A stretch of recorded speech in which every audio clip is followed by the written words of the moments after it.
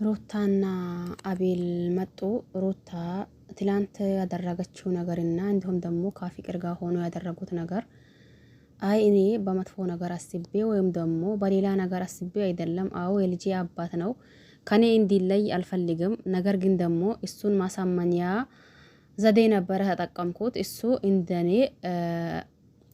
እንደኔ እሱም ልቡ ላይ ምናልባት የኔ ፍቅር ካለው ብዬ ይህንን ነገር ለፍቅርም የነገርኳት እኔ ራሴ ነበርኩኝ። ነገር ግን እሱ እኛ ባሰብነው ልክ ሳይሆን እኛ ባላሰብነው ልክ ተናዶና እንዲሁም ደግሞ ተሰባጭቶ አውርቶን ነበር የሄደው። ምንም ነገር መልስ ሳይሰጣንና ምንም ነገር የሆነ ነገር እንትን ሳይል ነው የሄደው።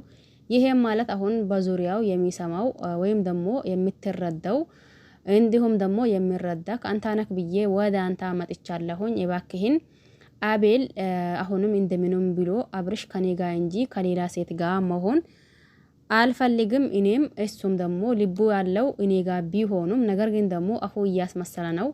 ይሄንንም ደግሞ ልቡንና እንዲሁም ደግሞ ተግባሩን አንድ ያደርገው ይፈልጋለሁኝ እያለች ነው።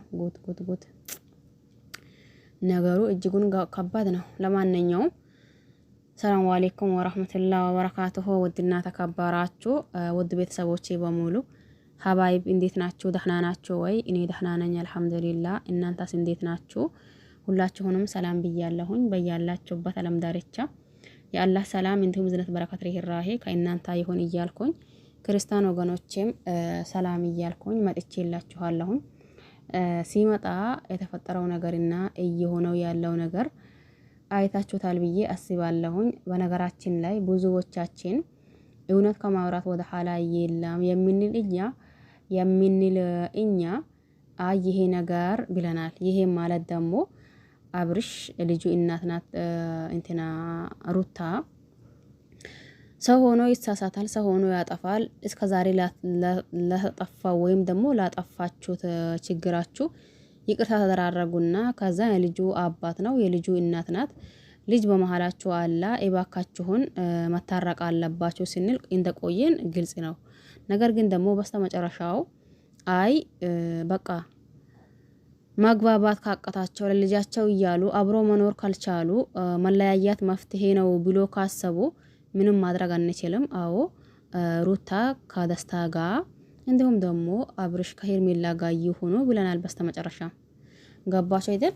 ይሄ ማለት ደግሞ አብርሽን ጅምርቱን ከፍቅር ማናት እቺ እንትና ማለት ነው ከሄርሜላ ሲመጣ ደስ ብሎን እልል ብለን ሳይሆን መጀመሪያው ብዙ ታግለን ብዙ ብለን ይሄ ነገር ለምን እንደዛ ይሆናል፣ ይሄ ነገር ለምን እንደዛ ይፈጠራል ብለን ብዙ ነገር አውርተን በስተመጨረሻው ደግሞ ይሄ ምንድነው ወረቀት ላይ ሲፈራረሙ እንዲሁም ደግሞ ሩታ ወረቀት አልፈርምም ብሎኛል ብላ አብርሽን ካሳሰረችው በኋላና ከዛን ደግሞ ወረቀት ላይ ከፈረመላት በኋላ አሁን በሆነ ጊዜ ታስታውስ እንደሆነ አላቅም የራቁት ቪዲዮ ምናምን ተባላ።